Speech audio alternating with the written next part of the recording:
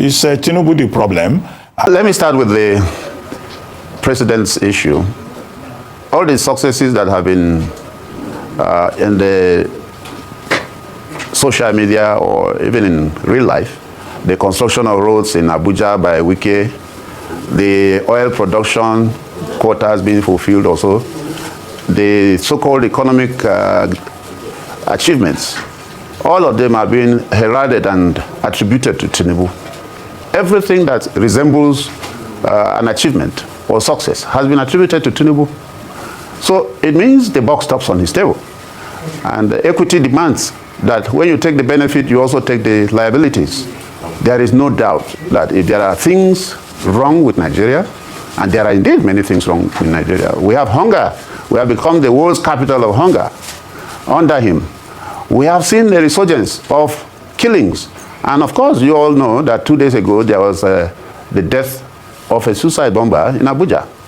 Only God knows what his target was. But we have not had this for some time now, and it's happening under him.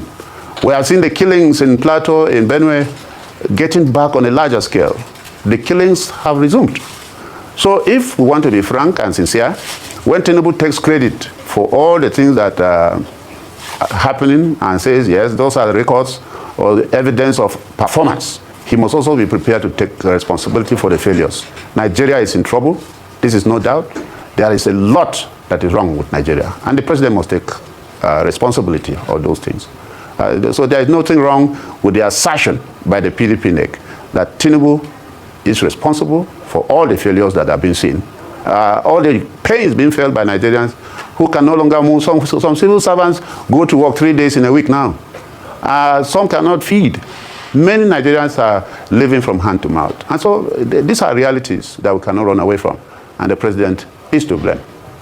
On the second item, which is the issue of NEC decision on the secretaryship, personally, NEC could have gone ahead to take that decision yesterday. I was there. I'm a member of NEC. But you see, we also tread cautionary. We take caution and we accept advice.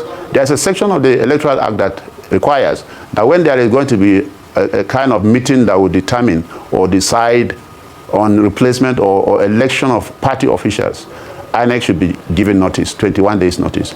So we didn't want to rush into taking such decisions without giving INEC such notice. But truly, anybody that has been a member of NEC or has been in the NWC knows that generally INEC does not deserve and is not required to be notified when we have NEC meetings.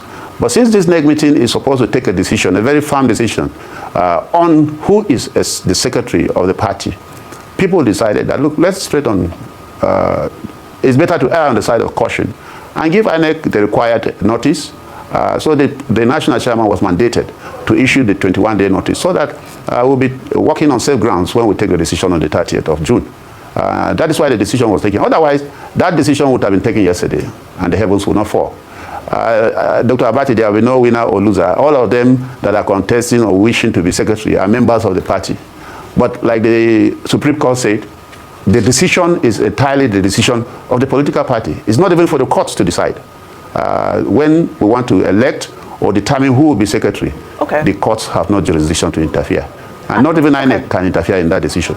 All right. Now, you say, heaven would not fall. But of course, we know that this is one of the items that was categorically stated by the Minister of the FCT in his letter that he wrote when he was saying he is pulling out of all peace agreements. He categorically stated that this line item for him leads to the equivalent of heaven falling. Now, my question is, we already mentioned this in the introduction. Governor Seyi Makinde was also explicitly identified in that letter that was penned by the Minister of the FCTA. Now, I'm curious. A few days ago, we heard of reports of campaign posters declaring Seyi Makinde for president 2027. Does this have any bearing, this seeming presidential ambition of Seyi Makinde? What is the bearing it has in your party dynamics? How much is it contributing to some of the current disjointedness that we're seeing within the PDP? Frankly, there is nothing disjointing about the PDP. Rather, we have a loose cannon that is roaming the forest and threatening everybody. But when PDP is meeting, he will not attend. Wike was not at the NEC meeting yesterday, Wike, if he wants an agreement with PDP, should come to where PDP members are meeting, particularly the executive committee. That is where agreements are drawn. You don't call your friends to a guest house, share a couple of drinks or tea, and then take decisions on behalf of all of us. We are rightfully and legally entitled to participate in decision making. All of us members of NEC cannot be marooned into one guest house where decisions are taken and then they become binding. It's not correct. So if Wike wants an agreement with the party, he must attend meetings where party members who are entitled to participate in decision making are present. He cannot invite his friends to a guest house, they discuss, and then he wants to lampoon all of us and insult all of us and tell us that that decision is binding. We respect people, but respect must not be insulted.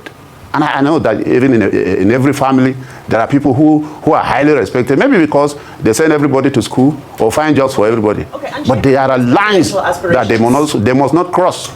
And Sheyi Makinde's the aspiration of Sheyi Makinde, certainly that would not be too far from the truth, because Wike has said that he is in PDP, even though he doesn't attend PDP meetings, but that he is in PDP, but he is supporting Tinubu.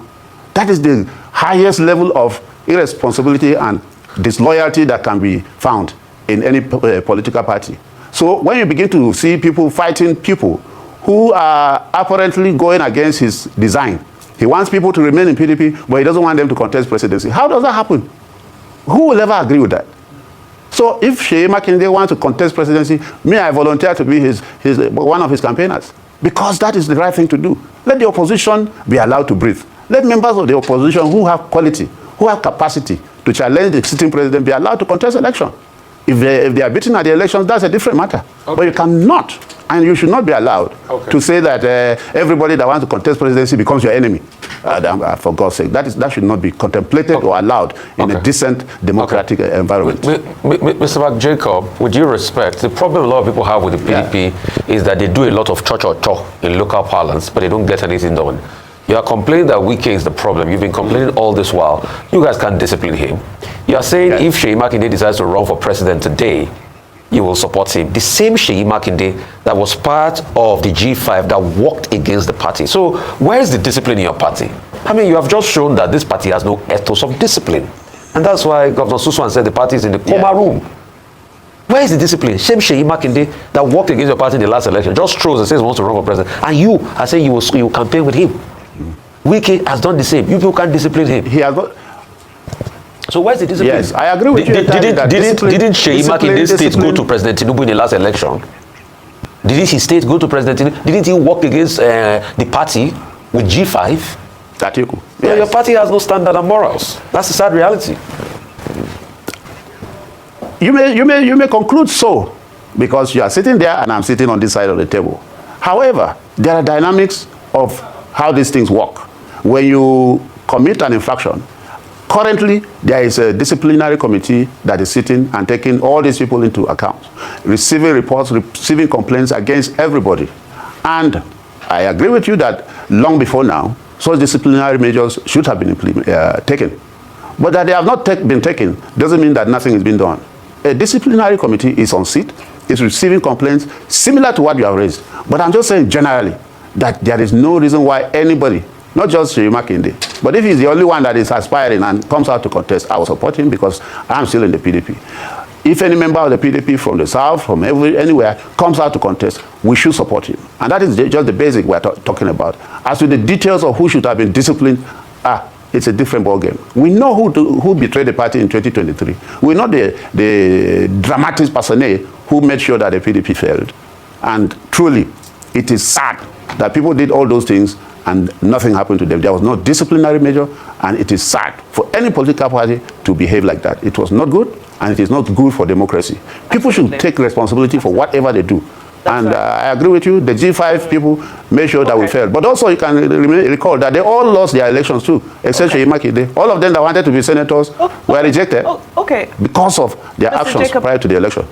All these people, PDP, all of them, they are the same anyways. The PDP, there is no difference between PDP and APC. It's just that APC is in the position this time that they have failed, they are not doing well. That's just the only thing, that everybody are in search of a good governance, good person to rescue us from this country. PDP and APC, there is no difference. There is no difference between half a dozen So that's just the problem there. So anyways, I like what you said, that Tinubu should also take liability aspect of it. You can't just take credit to what you claim to have done for these last 2 years you assumed office. You also need, because the liability aspect is more than the credit you are taking. You can't attribute that credit, that liability to Buhari's government, that Buhari has. Anyways, you said it all. So I just we are waiting. 2027 is all we need to see what actually happened, if Tinubu is still going to lead us for the next 4 years. So I pray he should not come back, otherwise he's going to lead this country astray. So I hope he's not. So anyways, please, what do you think? Share this video and please subscribe to this YouTube channel. I'll be your guide runner for me now.